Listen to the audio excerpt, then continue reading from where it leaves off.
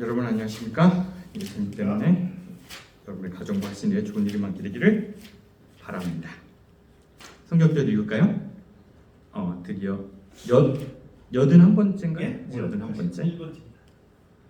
요한복음 13장 1절 읽어보도록 하겠습니다.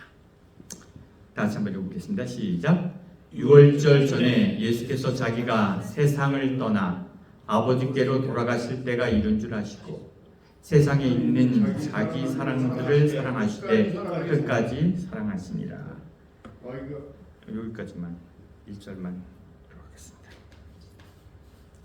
유월절 전날이겠죠? 유월절 전에 예수께서 세상을 떠나 아버지께로 돌아가실 것을 생각했어요. 그러니까 유월절 전날 이제 내가 죽는 거 아니야? 이런 생각을 하신 거죠. 그리고 세상에 있는 자기를 사랑하실 때 끝까지, 사람들을 사랑할 때 끝까지 사랑하니라, 이런 거죠. 제가 사형 선고를 받았어요. 오늘 죽는다 생각했어요. 그때 여러분을 사랑하는 마음이 확 생길까요, 안 생길까요? 그래도 나한테 끝까지 있었던 여러분들의 감사하는 마음이 생겼다, 뭐 이렇게 보면 되겠죠. 그런데 세상을 떠나다는 말이 죽는다는 거잖아요. 세상을 떠난다는 말은 죽는다는 말인데, 죽는 것이 좋은 겁니까, 나쁜 겁니까? 여기 이제 세상을 떠나는 건 좋은 일이에요, 나쁜 일이에요? 세상을 떠나는 게 좋습니까, 나쁩니까? 안 좋아요? 근데 세상을 떠나 아버지에게로 돌아가는 건 좋습니까, 안 좋습니까? 그건 좋은 것 같아요? 그래서 죽는 것은 싫은데 아버지에게 돌아가는 건 좋아요? 이 말이 예수님께서 죽는다는 말이 슬픈 얘기일까요? 아니면 그냥 구원, 천국에 간다는 얘기일까요? 이거 한번 생각해 볼 필요가 있어요. 여러분, 죽는다는 것은 좋은 것도 나쁜 것도 아니고 그냥 뭐 하는 거예요? 죽는 거예요. 너무 의미를 부여하지 마시기 바랍니다. 그냥 죽는 거예요. 그냥 죽는 겁니다. 그래서 아버지께로 돌아간다는 것은 어떤 면에서 완성됐다는 거죠. 이제 마지막이라는 것을 알게 되셨다는 거죠. 그런데 여기에 예수님이 유월절 전날이라는, 전이라고 했단 말이에요. 그럼 유월절 전을 한번 설명하도록 하겠습니다. 유월절 전날입니다. 큰 명절이 있는 유월절 전날인데 무엇을 하냐면, 제가 얼마 전에 그 누룩 찾기 한다는 얘기 설교 기억나십니까? 누룩을 없애는 일을 한다는 얘기 기억하세요, 못하세요? 합니까? 그걸 하메치라고 그러는데, 하메치는 뭐냐면 집에 있는 누룩을 다 없애는 거예요. 빵도 다 없앱니다. 왜요? 누룩은 뭐니까? 죄를 상징하니까. 근데 여러분 한번 생각해 보세요. 6월절 전날이에요. 독립기념일 전날, 이렇게 명절 전날이에요. 막 집에 있는 누룩을 찾아요. 왜 누룩을 찾게 됩니까? 그것은 무엇을 상징하기 때문에? 죄를 상징하기 때문에 없애는 겁니다. 그죠? 그 누룩을 찾아서 그 누룩을 없애는 일을 한다고 옛날에 말씀드렸는데 기억이 납니까? 안 납니까? 납니다. 그래서 마켓에 있는 누룩은 어떻게 하냐? 생각 안 나요? 나요. 유스팬 생각 안 나죠? 나요, 안 나요? 잘 안 나죠? 참, 한 석 달 전에 한 것 같은데도 생각 안 나는 거 보면 은혜 중에 은혜. 네? 팔기도 하고 이런 거 생각나네. 역시 젊은 머리가 낫다. 그런데 이제 그 누룩을 찾는 일을 6월절 전날 하는데, 여러분 한번 생각해 보세요. 이거 중요한 얘기입니다. 6월절 전에 죄를 찾는데, 그 시대에 종교에서 얘기하기에 가장 큰 죄를 일으키고 문제를 일으키는 존재는 누굴까요? 예수님이 있었던 당시에 종교가 생각하기에 가장 문제 있는 죄인은 누굴까요? 예수님이 죄인이죠. 이단이잖아요. 6월절 전에 보니까 유대인들이 보기에. 그래서 6월절 전에 죄인의 괴수를 없애야 될까요? 안 없애야 될까요? 없애는 의미일 것 같아요. 그래서 예수님은 종교가 보기에 뭐예요? 누룩 같은 존재예요. 그러면 6월절을 맞이하기 전에 뭐를 없애야 돼요? 누룩을 없애야 되는 일을 하는 겁니다. 여러분, 이거 되게 중요한 것 같아요. 예수님이 6월절 어린 양이기 때문에 돌아가셨습니까? 6월절이라는 거룩한 날을 맞이하기 위해서 죄로 지정됐기 때문에 없어졌습니까? 죄로 지정됐기 때문에. 예수님은 없어져야 될 존재예요. 어떤 날? 6월절 전날 없어져야 돼요.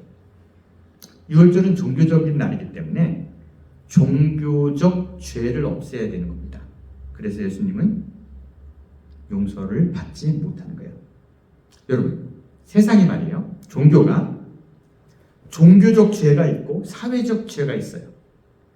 종교적 죄와 사회적 죄가 있는데 어떤 것이 더 용서받기 쉬운 줄 아십니까? 제가 이런 얘기 한번 했는데 옛날에 이런 거 논쟁이 있었어요. 술 먹고 취해서 자기 어머니를 때려 죽인 아들이 있습니다. 이런 죄가 있고요.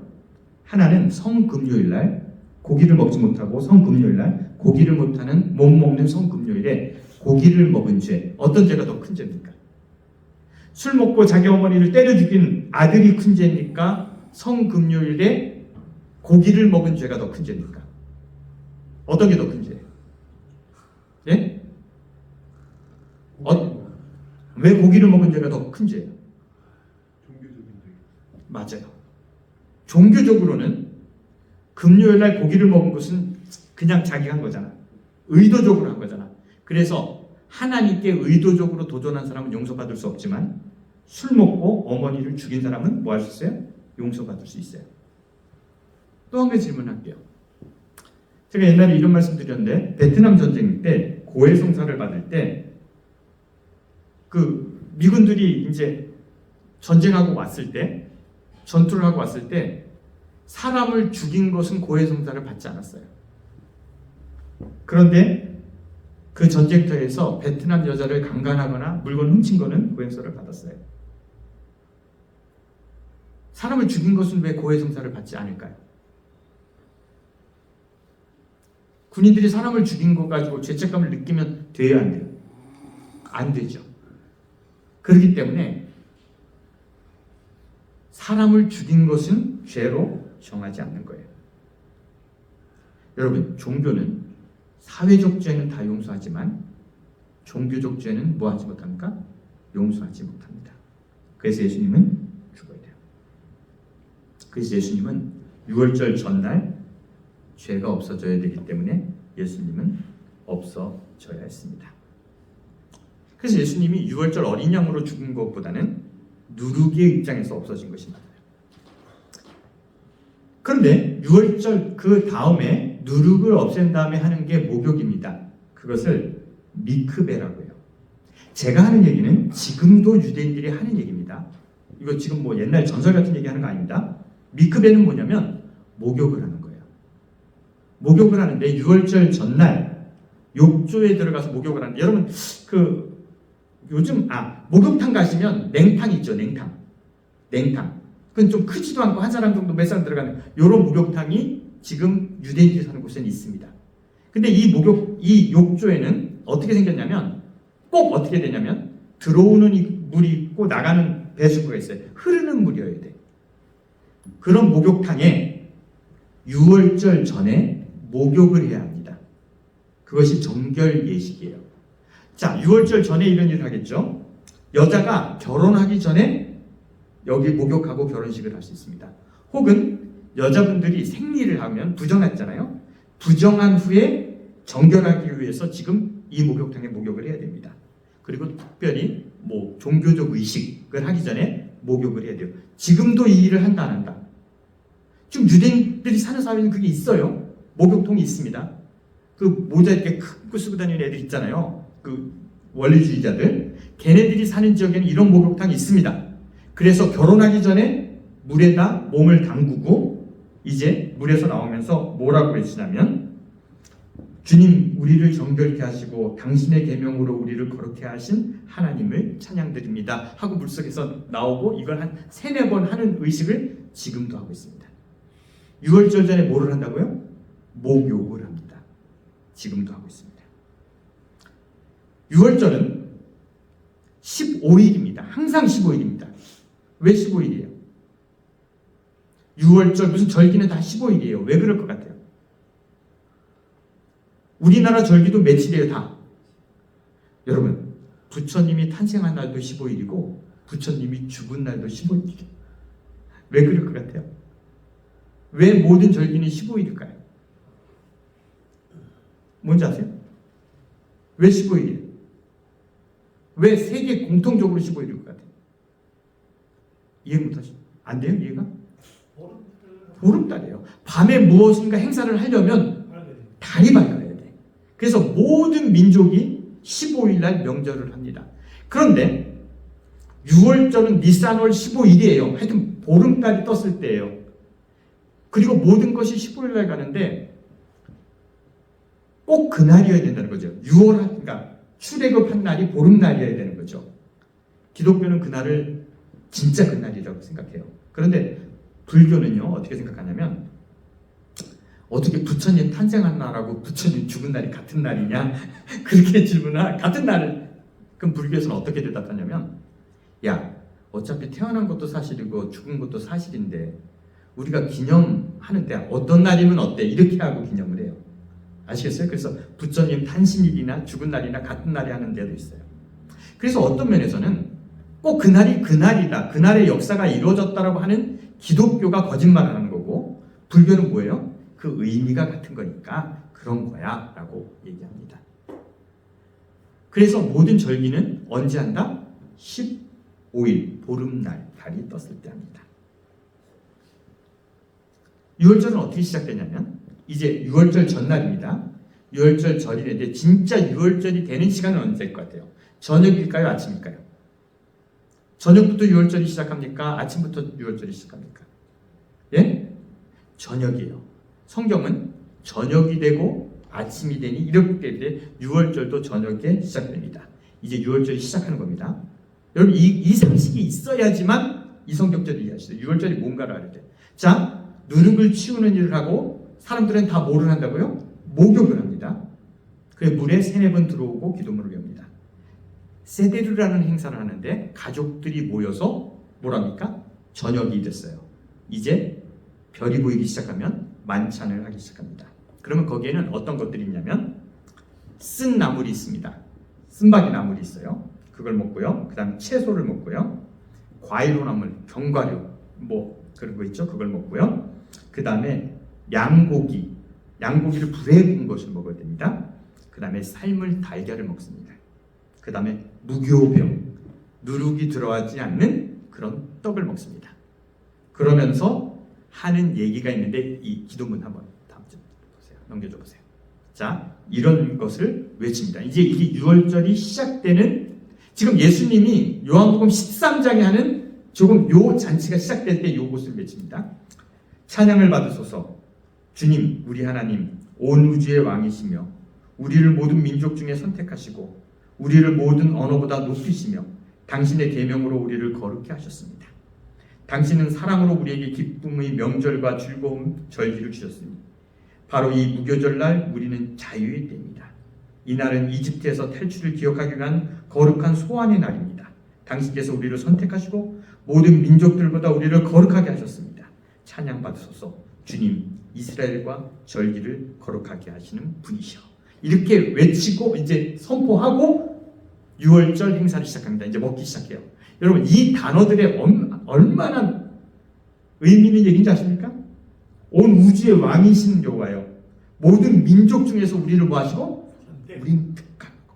우리의 모든 언어, 우리의 말이 특별히 당신이 우리에게 뭘 주셔서? 계명을 주셔서 이 모든 이방 사람들보다 특별하게 하시고 이런 기도문을 외치고 이제 음식을 먹기 시작합니다. 여러분 무교절과 6월절은 한 7일 정도 계산을 합니다. 그러면 6월절에 들어가면 이런 것만 먹어야 되니까 그 전날 어떻게 먹겠어요? 여러분 6월절 전에 유대인들은 맛있는 걸 많이 먹습니다. 그죠? 빵도 맛있는 걸 먹고 이제부터 7일 동안 맛없는 걸 먹기 때문에 그 전에 6월절 되기 전에 맛있는 걸 실컷 먹어요. 그러니 이 음식들이 맛있겠어요? 안 맛있겠어요? 안 맛있어요. 이건 그냥 행사예요. 이것을 합니다. 자, 떡을 먹습니다. 무교병을 먹는데 무교병을 상징적으로 먹습니다. 먹으면서 찬양 받으소서. 주님, 우리 하나님, 온 우주의 왕이시여. 우리를 당신의 계명으로 거룩하게 하시고 무교병을 먹으라 명하신 분이시여. 여러분 이거 지금도 유대인들이 하는 겁니다. 아시겠죠? 지금도 그 뉴욕에 있는 그 유대인들이 하고 이스라엘 유대인들이 하고 팔레스버디스 사는 유대인들이 하는 얘기입니다. 먹습니다. 그 다음 포도주를 먹으면서 이렇게 합니다. 찬양을 받으소서 주님, 우리 하나님, 온 우주의 왕이시며 포도 열매를 창조하신 분이시여. 이렇게 하면서 포도주를 마시고 이렇게 하는 예식을 합니다. 이게 6월절 시작하는 예식입니다. 이거 머릿속에 꼭 집어넣으세요. 지금 요 잔치에 예수님이 뭐 하신 거다? 지금 하신 거다. 요한복음 13장입니다. 자, 13장 2절 한번 보겠습니다. 전절입니다. 자, 읽어보겠습니다. 시작. 마귀가 벌써 시몬의 아들 가룟 유다의 마음에 예수를 팔려는 생각을 넣었더라. 요때 마귀가 이 시몬 유다의 마음속에 뭐예요? 예수를 팔아버리겠다는 생각을 넣었다는 거예요. 자, 그럼 마귀가 강제적으로 생각을 우리 마음속에 넣을 수 있습니까? 없습니까? 여러분, 너 못된 짓 하는 이유는 마귀가 너에게 생각을 넣는 거야? 네가 하고 싶어서 하는 거야? 근데 여기는 요한복음의 저자는 마귀가 요한의 마음에 들어갔다는 거예요. 예수님을 죽이고 예수님을 팔려는 생각을 넣었다는 거예요. 그러면 여기에 여러분, 마귀가 벌써 시몬 유다에게 마음을 넣었다고 하는데 여러분, 여기에서 여러분 질문을 해야 돼요. 왜 유다에게 들어갔을까? 베드로에게 들어가도 되는데 왜 유다에게 들어갔을까? 혹은 언제? 이런 질문이 생기지 않습니까? 여러분, 질문을 안 하면 발전하지 않습니다. 그죠? 근데 여기에 사람들이 질문을 했을 거예요. 왜 유다에게 들어갔을까? 왜 유다에게 들어갔을 것 같아요? 왜? 해필이면 왜 유다? 이거에 대한 답은 그 다음 성경절에 있습니다. 한번 12장 보세요. 유다가 어떤 사람인지 한번 보겠습니다. 12장에 마리아가 예수의 머리에 향유를 부을 때 유다가 이런 얘기를 했어요. 야, 저거 300데나리오에 팔아서 가난한 사람이 죽지. 그런 생각을 했단 말이에요. 그러고 나서 그렇게 얘기하니까 요한복음 12장 6절에 보면 이렇게 말하면 가난한 자들을 생각함이 아니요 그는 도둑이라. 유다는 원래 뭐였어요? 도둑놈이었기 때문에 그 마음에 들어갔다는 거예요. 아시겠죠? 유다는 도둑놈이었어요. 그리고 나서 언제 들어갔을까라는 질문도 할 거 아니에요. 언제 들어갔을까요? 정확하게. 자, 13장 27절에 언제 들어갔냐면 조각을 받은 후 곧 사탄이 그 속에 들어간지라. 이에 예수께서 유다에게 이르시되 내가 하는 일을 속히 하라. 예수님이 누군가 나를 팔 거야. 이때 이러는 거예요. 그랬더니 베드로가 누군지 얘기해 주니까 베드로가 요한한테 야, 예수님한테 물어봐. 그러니까 예수님 곁에 누워있던 요한이 예수님, 누가 예수님을 팔아요? 그러니까 예수님이 내가 떡 한 조각을 떼어서 그한테 줄 거야. 그 사람이 나를 뭐 할 거야? 팔 거야. 그때 누가 들어갔어요? 사단이 들어간다는 겁니다. 여러분, 질문을 하기 때문에 이런 답이 나오는 겁니다. 아시겠습니까? 그냥 그 속에 사단이 있더라 하면 질문이 나오지 않는데 왜 그랬어요? 그러니까 이런 성격들이 나오고 언제 그랬어요? 그러니까 그때가 나온 겁니다. 여러분 기억하십시오. 종교에 여러분 교회 나가서 질문하면 됩니까? 안 됩니까? 교회에 가서 질문을 하면 어떻게 돼요? 여러분이 이상한 질문하면 제가 어떻게 합니까? 아, 저는 모른다고 하죠.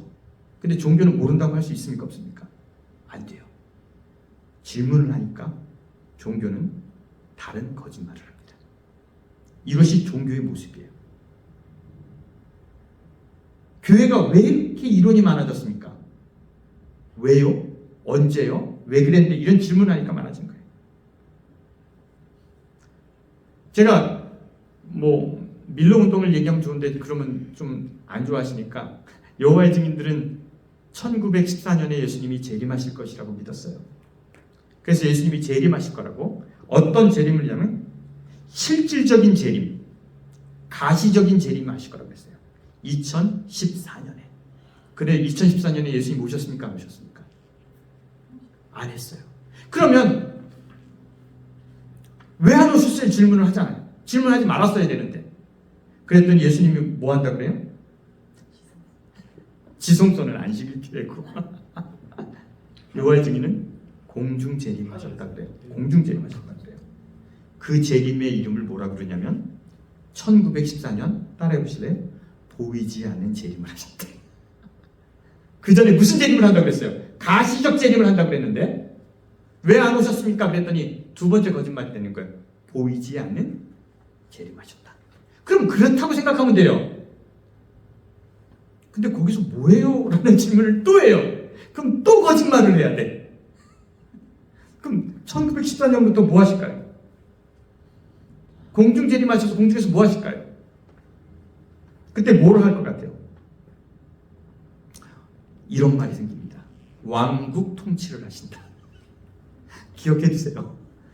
여호와의 증인은 왕국 통치를 하시는데 1914년부터 왕국 통치를 하는데 놀라운 사실이에요.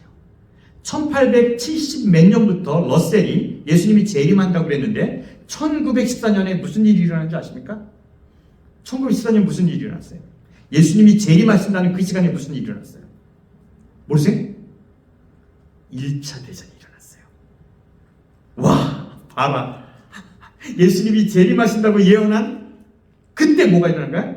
1차 대전이 일어나서 세상은 급속도로 타락하고 세상은 엉망의 길로 가기 시작한 원점이다. 그때부터 누가? 예수님이 왕국 통치를 하는데 공중에서 세상을 통치하시고 심판하신다라는 교리가 나온 거예요. 그래서 왕국 통치가 언제부터 시작한다? 1914년에 시작한다. 왜 거짓말이 거짓말을 하게 될까요? 왜냐고 질문하니까 그러는 거예요. 왜 그래요? 보이지 않아요? 뭐 하세요? 그러니까 뭘 한다? 별 이상한 소리가 나요. 그래서 여러분, 종교는 질문하지 말고 뭐라고 그래요? 믿으라고 그럽니다. 왜요? 여러분이 질문하면 뭘 하니까? 또 하나의 거짓말을 만들어야 되니까. 그래서 여호와의 증인은 여러분 따라해 보실래요? 여러분이 나의 좋은 질문은 종교를 타락시킨다. 여러분들이 좋은 질문을 하면 종교가 어떻게 된다? 타락하게 된다. 잘못된 답을 드릴 수밖에 없어요. 요한복음 13장 3절입니다. 다음 성경 좀 보겠습니다. 다 같이 읽겠습니다. 시작. 저녁 먹는 중에 예수는 아버지께서 모든 것을 자기 손에 맡기신 것과 또 자기가 하나님께로 오셨다가 하나님께 돌아가실 것을 아시고. 여러분 이거 되게 중요합니다. 저는 성경 공부를 자세히 하는 게 재밌어요. 여러분에게는 은혜가 없을지 몰라도. 자 보세요. 저녁을 먹다가 그저 막 이렇게 막 유월절에 특별한 건 아니라 저녁을 먹다가 먹는 중에라고 했어요. 밥을 먹다가 여러분 밥 먹다가 뭐 생각날 게 있죠. 그죠? 밥 먹다가 뭐가 생각나냐면 아버지께서 모든 것을 내 손에 맡기시고 예수가 내가 너무 중요하구나. 이게 그리고 내가 오늘 죽는다는 걸 아시고 그 전까지는 몰랐던 것 같아요. 근데 밥을 맛있게 먹다가 깨달은 거예요. 먹는 중에 예수는 아버지께서 모든 것을 자기 손에 맡기신 것과 내가 되게 중요한 거야. 그리고 나에겐 시간이 없는 것을 알게 되신다는 거예요. 그때 생각이 난 거예요. 이거 되게 중요한 얘기입니다. 그래서 6월절 전날 6월절 준비를 다 하고 나서 6월절 만찬을 하다가 내가 오늘 죽을 것 같네? 그리고 하나님께서 나에게 모든 것을 맡기셨네? 그리고 나서 예수님이 어떤 행동을 하는지 보세요. 4절입니다. 읽어보겠습니다. 시작. 저녁 잡수시던 자리에서 일어나 겉옷을 벗고 수건을 가져다가 허리에 두시고 뭔가 중요한 게 생각났어. 그래서 먹다 말고 수건을 들고 뭐를 하는 거예요? 허리에 이제 수건을 탁 차고 물두멍을 여러분 수도가 없습니다. 그 옛날 어떻게 있겠어요? 예수님 시대에 상하수도가 없습니다. 어떻게 있겠어요? 그러면 그 집에 항아리가 있겠지. 거기다가 뭐 플라스틱 그런 게 있는 게 아닙니다. 도랑이든지 옹이든지 나무 그겠죠. 대야를 가지고 가서 물을 갖고 온 다음에 갑자기 제자들의 발을 씻기는 거예요. 갑자기 밥 먹다 말고 뭐가 생각났어요? 시간이 없다는 것이 갑자기 생각나서 갑자기 일어나서 그리고 막 발을 닦으시고 그 장로님 발을 닦고 막 그러는데 이제 장로님 베드로예요. 다 닦이는데 제가 이제 장로님 이제 베드로의 발을 닦으랬더니 왜 이러세요? 그러니까 야 내가 너의 발을 안 닦으면 너랑 나랑 아무 상관이 없어. 그랬더니 장로님 뭐라 그래요? 목욕을 시켜주세요. 그러는 거야. 나 몸을 다 닦아주세요. 그러는 거야. 그랬잖아요, 베드로가. 그랬더니 목욕한 자는 발만 닦으면 되느니라. 이렇게 얘기하셨어요. 맞죠? 이건 요한복음에 나온 얘기예요. 근데 우리가 목욕한 자를 다 뭐로 생각했어요? 여지껏. 여지껏 우리가 뭐로 배웠어? 침례 받은 자는 세종 예식만 하라고 그랬잖아. 아, 그렇게 안 배우셨어요? 침례 받은 사람 한 번 침례가 끝난다 그랬어요. 그리고 나서 침례를 한 번 받으면 그 다음에는 분기마다 하는 세종 예식이 뭔지 아세요? 몰라요? 해봤죠. 그러니까 침례 받은 사람은 세종 예식만 한다는 거예요. 그래서 침례는 한 번만 받는다는 이거는 잘못된 가르침입니다. 왜요? 그 목욕은 뭐예요? 방금 목욕하고 왔어. 그죠? 그러니까 이것은 씻는 행위가 아니에요. 예식도 아니에요. 이제 이것을 설명하는 거예요. 갑자기 일어나서 대야에 물을 떠서 발을 씻겨주고, 그러면요, 물을 떠와서 발을 이렇게 씻겨주는데, 여러분, 유대인들이 목욕을 몇 번 했을 것 같아요? 옛날 사람들 목욕 많이 안 했습니다. 명절이나 하는 거예요. 여자들 결혼하기 전에 하는 거고, 대부분 유목민들은 목욕 그렇게 해요. 그러다가 목욕하고 왔는데 발을 씻겨주는 겁니다. 이것은 침례를 얘기하는 거 아닙니다. 진짜 목욕하고 왔기 때문에 그렇습니다. 그런데 이것을 우리는 무슨 예식이라고 그래요? 지금 교회에서 하는, 분기마다 하는, 저는 한 번도 안 해봤어요. 나는 목회를 오래 했는데 이게 너무 웃기더라고. 그래서 저는 한 번도 안 했어요. 그래서 우리 장로님들이 우리도 좀 그거 좀 하자고 그러는데 저는 너무 어색해서 못 하겠더라고. 물 떠서 하는 게. 이걸 예식으로 만든 것은 너무나 웃긴 거예요. 이거 예식한 겁니까? 세족이 예식이 될 수 있습니까? 예수님은 시간이 없을 때 뭔가를 뭐 해주겠어? 보여주고 싶었어. 결정적인 걸 보여주고 싶어. 왜요? 내일이면 내가 뭐 하는 거야? 죽어. 말로 설명해도 안 돼. 뭔가를 보여줘야겠어. 급해. 그래서 한 행동입니다. 그러면 이 내용이 중요할까요? 안 중요할까요? 무척이 중요한 것 같아요. 이게 뭘 것 같아요? 그러면서 예수님이 설명을 합니다. 자, 넘기겠습니다. 10절인가요? 쭉 내려서요.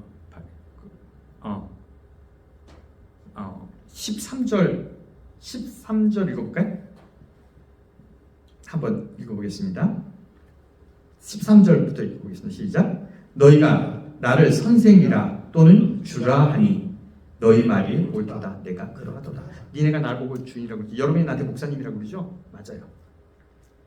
14절입니다. 시작. 내가 주와 또는 선생이 되어 너희 발을 씻겼으니 너희도 서로 발을 씻어주는 것이 옳으니라. 내가 너네 주인인데 니네 발을 씻겼으니까 너네도 그렇게 해. 이런 얘기를 하는 거예요. 이 얘기가 지금 예수님이 죽음을 깨닫고 여러분에게 보여준 위대한 퍼포먼스예요. 메시지예요. 그렇게 얘기하고 15절 내가 너희에게 행한 것 같이 너희도 행하게 하려 하여 본을 보입니다. 내가 이렇게 한 것은 니네가 이렇게 했으면 좋겠어. 그래서 내가 이렇게 한 거야. 자, 16절 같이 읽어볼까요? 시작. 내가 진실로 진실로 너에게 이르노니 종이 주인보다 크지 못하고 보냄받은 자가 보낸 자보다 크지 못하니. 중요합니다.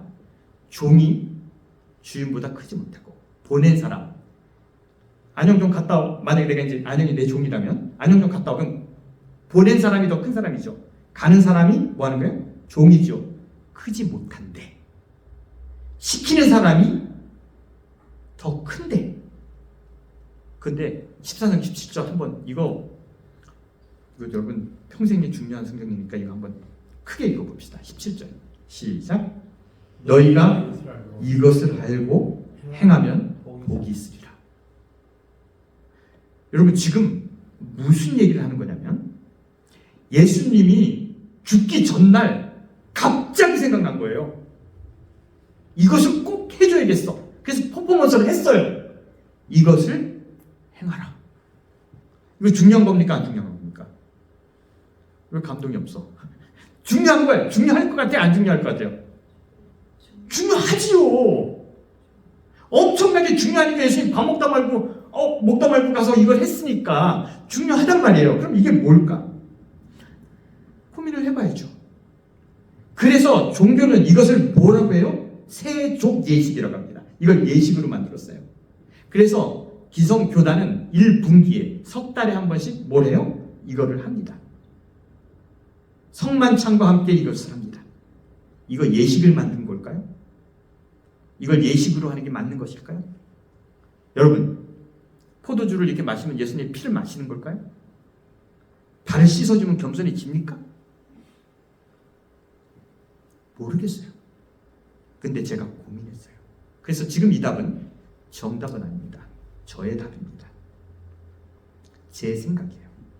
그럼 예수님이 보여주고 싶었던 게 뭘까? 주인이 종의 발을 씻었다. 권위자가 권위 없는 자의 발을 씻었다. 혹은 선생이 제자의 발을 씻었다. 이건 예식은 아니에요. 근데 저는 이렇게 결론을 내렸어요. 한번 따라해 보실래요? 제 마음입니다. 이건 가진 자의 미안함. 따라해 보세요. 가진 자의 미안함. 다시 따라해 보세요. 시키는 자의 미안함. 이것을 얘기하는 것 같아요. 종이 나를 위해서 일하는데 그 미안함이 있다는 거죠. 누군가 나를 위해서 무엇인가 했을 때 미안함이 있어야 된다는 거죠. 저는 제가 요즘 이 주제로 그냥 생각인데 내가 설교가 이렇게 가는 건지 내가 생각을 그렇게 해서 이렇게 가는 건지는 모르겠어요. 근데 제 생각이 요즘 제가 이렇게 몰고 한 생각이 이런 거예요. 제가 설교를 하는데 제가 뭐가 감사한지 아십니까? 듣는 여러분이 감사하더라고요. 미안하더라고요. 대설교를 들어주는 여러분에게 감사하다는 생각이 들더라고요. 제가 왜 빵도 사오고 막 이렇게 하는 줄 아십니까? 내 설교를 들어주는 여러분이 감사하더라고요. 진짜. 그럼 난 어디 가서 설교할 것이오? 근데 이게 정상적인 생각입니까? 그래야 되는 거예요. 그래야 되는 거예요. 내가 좋은 설교를 하는 것이 중요한 것이 아니라 목사라고 나에게 와준 여러분들이 뭐예요? 고마워. 우리 회사에 드라이버가 11명인가? 2명 있는데 고맙다는 생각이 들더라고요. 여러분, 모든 것이 고마운 거 여러분 아십니까? 제가 여기 와서 이렇게 설교하는 거 그냥 하니까 하는 겁니다. 성진이가 여기 나오는 거 막 고마운 거예요. 그냥 이루어지는 게 있는 것 같습니까? 모든 게 고마워야 돼. 여러분, 경찰이 권위를 갖고 있잖아요. 경찰이 차를 세우라고 했어요. 차가 섰어. 근데 그 경찰은 하찮은 자기 같은 애가 세운다고 쓰는 저 사람이 뭐 해야 돼? 고마워야 돼. 내가 뭔데 저 사람이 내 말을 들을까? 고마워야 돼. 지가 정의스러운 사람도 아닌데 지 말을 들어주는 시민이 고마워야 돼. 그런 세상이 옳은 세상일까요? 예수님이 꿈꾸는 세상은 뭔지 아십니까? 내가 비록 너를 시키지만 그 일을 해주는 네가 뭐야 인마? 정말 고맙다. 여기에 와준 사람이 고마워, 진짜 고마워요. 그리고 여러분들은 어떻게 해야 돼요? 돈도 안 주는데 목사 설교하는 제가 뭐 해야 되는 거예요? 고마워야지. 다 고마워야 돼. 기타 쳐주니까 고맙고, 손님으로 왔으니까 고맙고, 누군가 시간을 내줌에 대해서 고마워. 가진 자의 미안함, 시키는 자의 미안함.